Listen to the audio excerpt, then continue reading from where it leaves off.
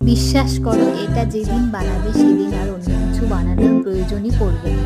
কারণ এটা এতটা টেস্টি হয় খেতে যে এটা দিয়েই এক থালা ভাত নিমেষেই শেষ হয়ে যাবে। এবার এটা কি করে বানাই সেটা বলি। প্রথমে কড়াইতে তেল দিয়ে তারপরে এর মধ্যে কালো জিরে আর একটা শুকনো লঙ্কা ফাটিয়ে দিয়ে দিতে হবে। তারপরে একটা কাঁচা পেঁয়াজ কুচি কুচি করে কেটে এর মধ্যে দিয়ে দিতে হবে।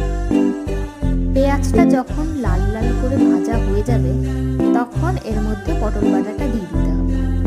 এবার পটল বাটাটা কি করে করলাম সেটা বলে দিই।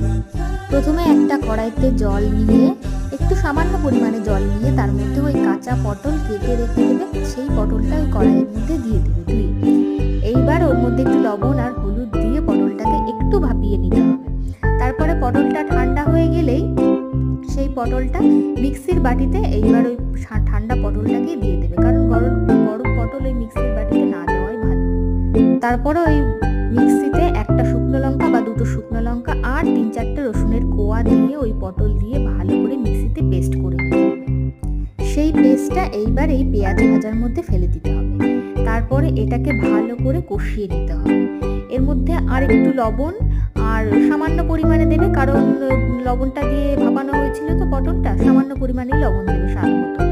আর একটু 2-1 দানা চিনি আর একটু হলুদ দিয়ে ভালো করে এটাকে নাড়িয়ে চাড়িয়ে একদম আঠালো করে দিতে হবে। জলটাকে পুরো শুকিয়ে নিতে হবে। দেখুন এইভাবে একদম নাড়িয়ে চাড়িয়ে জলটাকে পুরো শুকিয়ে নিতে হবে।